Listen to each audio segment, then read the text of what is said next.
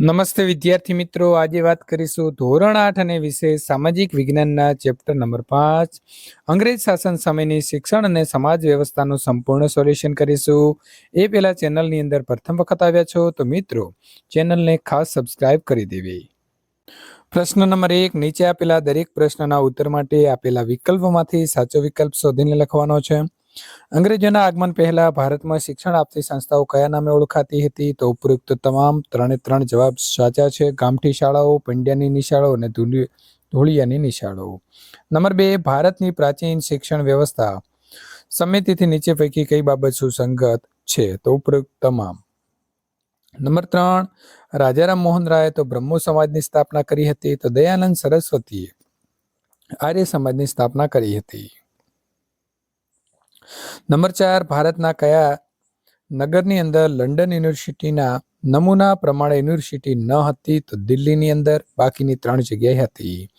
અમદાવાદમાં હરકુંવર શેઠાણીએ કયા નામથી કન્યા શાળાની સ્થાપના કરી હતી? તો છોડીઓની નિશાળ. નંબર 6, ગાંધીજીની શિક્ષણ યોજના નીચે પૈકી કયા નામથી જાણીતી હતી? તો આવશે વર્ધા શિક્ષણ યોજના. નંબર 7, ઇન્ડિયન ઇન્સ્ટિટ્યૂટ ઓફ સાયન્સની મુલાકાત લેવા તમે નીચે પૈકી કયા શહેરમાં જશો? તો બેંગલુરુ. નંબર 8, રવિન્દ્રનાથ ટાગોરના શિક્ષકો અંગેના વિચારો પૈકી કયું વિધાન બંધબેસતું નથી? તો શક્ય હોય તેટલું ઝડપથી રોજગારી મળે તેવું શિક્ષણ હોવું જોઈએ. નંબર 9, તમે મહારાષ્ટ્રના સમાજ સુધારકોની યાદી બનાવો છો તો તેમાં નીચે પૈકી કોનો સમાવેશ કરી શકાય નહીં? તો આવશે કેશવચંદ્ર સેન. નંબર 10, મહારાષ્ટ્રમાં શિક્ષણ સુધારાઓ કરવામાં નીચે પૈકી કોણે પ્રયત્ન કર્યા હતા? તો એ અને સી એટલે કે મહાદેવ ગોવિંદ રાનડે અને જ્યોતિબા ફૂલે. ગુજરાતના સુરતમાં માનવ ધર્મ સભાની સ્થાપના કોણે કરી? તો દુર્ગારામ મહેતા. સયાજીરાવ ગાયકવાડ તો વડોદરા, તો ભગવતસિંહ ગોંડલ.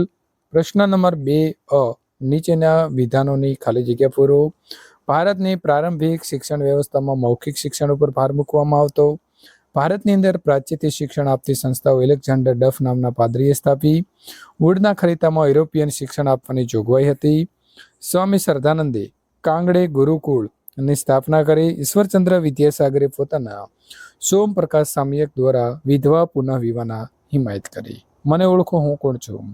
મેં સૌ પ્રથમ ફરજિયાત પ્રાથમિક શિક્ષણનો કાયદો ઘડવાનું સૂચન કર્યું, તો ગોપાલ કૃષ્ણ ગોખલે. મેં લાહોરની અંદર એગ્લો વૈદિક કોલેજની સ્થાપના કરી, તો દયાનંદ સરસ્વતી. નંબર 3, મેં ગોંડલની અંદર કન્યાઓ માટે ફક્ત ફરજિયાત અને સાર્વત્રિક શિક્ષણ જોગવાઈ કરી, તો મહારાજા ભગતસિંહ. વર્ધા શિક્ષણ યોજના અંતર્ગત મારી અધ્યક્ષતાની અંદર શિક્ષણ સમિતિની રચના કરી, તો ગાંધીજી. મેં આંધ્રપ્રદેશની અંદર વિધવા પુનઃ વિવાહ ક્ષેત્રે મહત્વપૂર્ણ કાર્ય કર્યું, તો આવશે કુંદકુરી વીરેશલિંગમ. સી, ખોટા વિધાન ઉપર છેકો મારી વિધાનને સાચા બનાવો, તો પેલું આવશે રામકૃષ્ણ પરમહંસ દક્ષિણેશ્વરના ઉચ્ચ કોટીના સંત હતા. ગાંધીજીએ દુદાભાઈના પરિવાર સહિત પોતાના આશ્રમમાં વસાવ્યા. સ્ત્રી શિક્ષણની શરૂઆત સિરમપુરથી થઈ હતી. નંબર 4, ભારતીય અંગ્રેજી કેળવણીનો પ્રારંભ વિલિયમ બેન્ટિંગના સમયમાં થયો. બનારસ સંસ્કૃત કોલેજની સ્થાપના જોનાથન ડંકન દ્વારા થઈ હતી. પ્રશ્ન નંબર 3, નીચે આપેલા પ્રશ્નના 1-2 વાક્યની અંદર જવાબ લખો. કલકત્તાની અંદર સ્થાપેલા હિન્દુ કોલેજમાં કયા કયા વિષયોનું શિક્ષણ અપાતું? તો કલકત્તાની અંદર સ્થાપાયેલી હિન્દુ કોલેજની અંદર ભારતીય ભાષાઓ, ગણિત, અંગ્રેજી, ઇતિહાસ, ભૂગોળ અને ખગોળશાસ્ત્રનું શિક્ષણ અપાતું. હિન્દુના શિક્ષણ માટેના મેઘના કાર્ટા કોને કહી શકાય? તો ઈસવીસન 1854ના વુડના ખરીતાને ભારતના શિક્ષણ માટે મેઘના કાર્ટા કહી શકાય. વુડના ખરીતામાં કઈ કઈ જોગવાઈઓ હતી? તો વુડના ખરીતામાં દરેક પ્રાંતમાં યુનિવર્સિટીઓની સ્થાપના કરવી, શાળાની જાળવણી કરવી, ખાનગી સ્કૂલને અનુદાન આપવું, શિષ્યવૃત્તિઓ આપવી વગેરેની જોગવાઈ હતી. ભારતમાં આધુનિક કેળવણી પામેલા બૌદ્ધિજીવીના મતે ભારતની ગુલામીનું મુખ્ય કારણ શું હતું? તો ભારતીય આધુનિક કેળવણી પામેલા બુદ્ધિજીવીઓના મતે ભારતની ગુલામીનું મુખ્ય કારણ શિક્ષણનો અભાવ, એકતાનો અભાવ અને દેશની ભાવના ન હોવી હતું. મહારાષ્ટ્રમાં સ્ત્રીઓ માટે અલગ યુનિવર્સિટીની સ્થાપના કોણે કરી હતી? તો મહારાષ્ટ્રમાં સ્ત્રીઓ માટે અલગ યુનિવર્સિટીની સ્થાપના મહર્ષિ કર્વે 1916માં કરી હતી. નંબર 6, મહારાજા સયાજીરાવે ગાયકવાડે શિક્ષણ ક્ષેત્રે આપેલું પ્રદાન જણાવો. તો મહારાજા સયાજીરાવ ગાયકવાડે શિક્ષણ ક્ષેત્રે અનુસૂચિત જાતિના લોકોના ઉદ્ધાર માટે પ્રવૃત્તિઓ કરી. મફત અને ફરજિયાત સાર્વત્રિક પ્રાથમિક શિક્ષણ ઈસવીસન 1901માં શરૂ કર્યું. ગાંધીજીના મતે સાક્ષરતા એટલે શું? તો ગાંધીજીના મતે સાક્ષરતા એ શિક્ષણનો અંત કે પ્રારંભ નથી, માત્ર એક સાધન છે જેનાથી સ્ત્રી પુરુષને શિક્ષિત કરી શકાય છે. ભારતમાં અંગ્રેજી શાસનની સ્થાપનાના સમયમાં કયા કયા કુરિવાજો પ્રવર્તતા હતા? તો ભારતની અંદર અંગ્રેજી શાસનની સ્થાપના સમયે સતી પ્રથા, બાળકોને દૂધ પીતી કરવાનો રિવાજ, વિધવા વિવાહ પ્રતિબંધ, પુનઃ લગ્ન પ્રતિબંધ અને બાળ લગ્ન વગેરે કુરિવાજો પ્રવર્તતા હતા. કેશવચંદ્ર સેનના મતે સમાજનું સૌથી મોટું દૂષણ કયું છે? તો કેશવચંદ્ર સેનના મતે સમાજનું સૌથી મોટું દૂષણ બાળ લગ્ન છે. નંબર 10, 20મી સદીની અંદર અસ્તિત્વમાં આવેલી વ્યવસાયિક અને વૈજ્ઞાનિક ટેકનોલોજી સાથે સંકળાયેલી મોટી સંસ્થાઓ કઈ કઈ છે? તો 20મી સદીના અસ્તિત્વમાં આવેલી વ્યવસાયિક અને વિજ્ઞાન ટેકનોલોજી સાથે સંકળાયેલી મોટી સંસ્થાઓમાં શાંતિ નિકેતન, બનારસ હિન્દુ યુનિવર્સિટી, ગુજરાત વિદ્યાપીઠ, જામિયા મિલિયા યુનિવર્સિટી 1920 વગેરે સંસ્થાઓ હતી. યોગ્ય જોડકા જોડો. રાજારામ મોહન રાય તો ડી. બ્રહ્મો સમાજ, રવિન્દ્રનાથ ટાગોર તો એ શાંતિ નિકેતન, દયાનંદ સરસ્વતી તો આવશે બી. સ્વામી શ્રદ્ધાનંદના ગુરુ. નંબર 4, સર સૈયદ અહમદ ખાન તો આવશે ઈ. ગાજીપુરામાં અંગ્રેજી શાળાની સ્થાપના. વિવેકાનંદ તો આવશે સી. પહેલા અન્ન પછી ધર્મ. પ્રશ્ન નંબર 4, નીચે આપેલા શબ્દોની સંકલ્પના સમજાવો. મિશનરી પ્રવૃત્તિ. કોઈ નક્કી કરેલું મિશન પાર પાડવા માટે થતી પ્રવૃત્તિઓને મિશનરી પ્રવૃત્તિ કહેવાય. કૌશલ્ય વર્ધન. કોઈ પણ બાબતમાં સફળતા મેળવવા માટે કૌશલ્ય આવડતોમાં પરંપરાગત મેળવવી અને કૌશલ્યવર્ધન કહેવાય. કુતૂહલ વૃત્તિ. બાળકની આશ્ચર્ય શક્તિ અને નવાઈ શક્તિ જાગૃત થાય તેવી વૃત્તિને કુતૂહલ વૃત્તિ કહેવાય. પ્રશ્ન નંબર 4b, ઐતિહાસિક કારણો આપો. અંગ્રેજોના શાસન દરમિયાન ભારત શિક્ષણ ક્ષેત્રે વિશ્વમાં પછાત રહ્યું હતું. કારણ કે ભારતના લોકો માટે શિક્ષણની કોઈ જોગવાઈ ન હતી. શિક્ષણ માતૃભાષાના બદલે અંગ્રેજીમાં હતું, એટલે તમામ ભારતીયોને શિક્ષણનો લાભ ન મળ્યો. ભારતના લોકો શિક્ષણ પ્રત્યે નિરુત્સાહી હતા. અંગ્રેજો દ્વારા ભારતીય લોકો માટે કોઈ યુનિવર્સિટીની અંદર માતૃભાષાની અંદર શિક્ષણ ન હતું.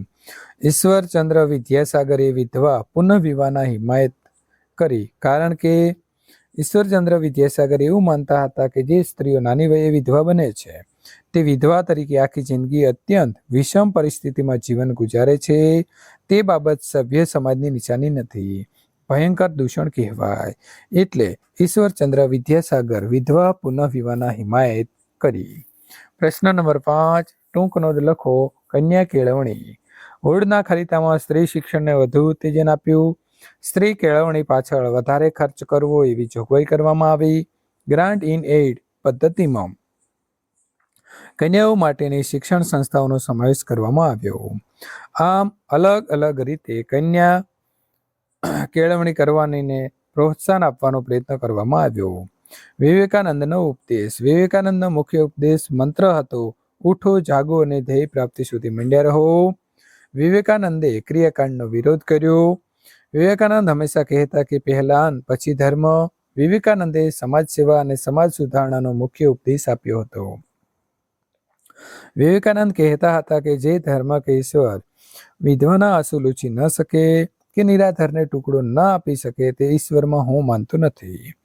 ગુજરાતના સમાજ સુધારકો તો મહારાજા સયાજીરાવ ગાયકવાડ, ભગવતસિંહજી, મામા સાહેબ ફડકે, ઠક્કર બાપા, મહાત્મા ગાંધીજી. પરીક્ષિત લાલ મજમુદાર. પ્રશ્ન નંબર 6, નીચે આપેલા પ્રશ્નોના મુદ્દાસર જવાબ લખો. અંગ્રેજોના આગમન સમયે ભારતની શિક્ષણ સ્થિતિ કેવી હતી?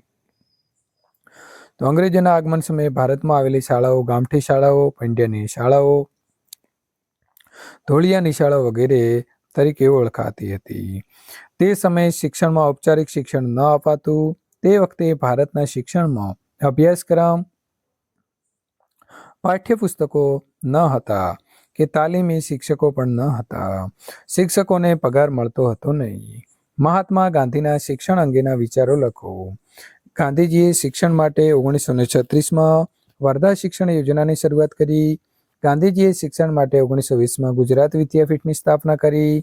ગાંધીજી એ કહેતા હતા કે સાક્ષરતા એ શિક્ષણનો અંત કે પ્રારંભ નથી, એ તો માત્ર એક સાધન છે જેના દ્વારા પુરુષો અને સ્ત્રીઓને શિક્ષિત કરી શકાય છે. ગાંધીજી અંગ્રેજોના પ્રચલિત શિક્ષણ વિશે કહેતા હતા કે વિદ્યાર્થીઓનું યોગ્ય રીતે જીવન ઘડવામાં, રોજગારી મેળવવામાં નિષ્ફળ નીવડ્યું છે.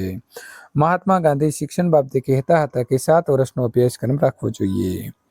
નીચે આપેલા સમાજ સુધારકોનો ફોટો જોઈને તેમના વિશે 2 વાક્ય લખવાના છે. તો પહેલો, સ્વામી વિવેકાનંદનો જન્મ 12મી જાન્યુઆરી 1863ના રોજ કલકત્તા ખાતે સિમલા પાર્લીમાં થયો હતો. તેમનું નામ નરેન્દ્રનાથ દત્ત પાડવામાં આવ્યું હતું. રાજારામ મોહન રાય એક સમાજ સુધારક હતા. તેમણે ધર્મમાં રહેલા દૂષણો દૂર કરવા અનેક પ્રયત્નો કર્યા હતા અને એકેશ્વરવાદનો પ્રચાર કર્યો હતો. તેમણે આત્મીય સભા નામે સંસ્થા સ્થાપી, જે પાછળથી આ સંસ્થા બ્રહ્મો સમાજ તરીકે ઓળખાઈ. આર્ય સમાજના સ્થાપક, વેદોના ઊંડા અભ્યાસી, અગ્રણી સમાજ સુધારક અને મહાન દેશભક્ત દયાનંદ સરસ્વતી. દયાનંદનો જન્મ સારી સ્થિતિના શિવમાર્ગી ઔદિત્ય બ્રાહ્મણ પરિવારમાં થયો હતો. તેમના પિતા કરશનજી લાલજી ત્રિવેદી. વિદ્યાર્થી મિત્રો, આગળનું સોલ્યુશન મેળવવા માટે અહીં આપેલી એન્ડ સ્ક્રીન ઉપર ક્લિક કરી શકો છો.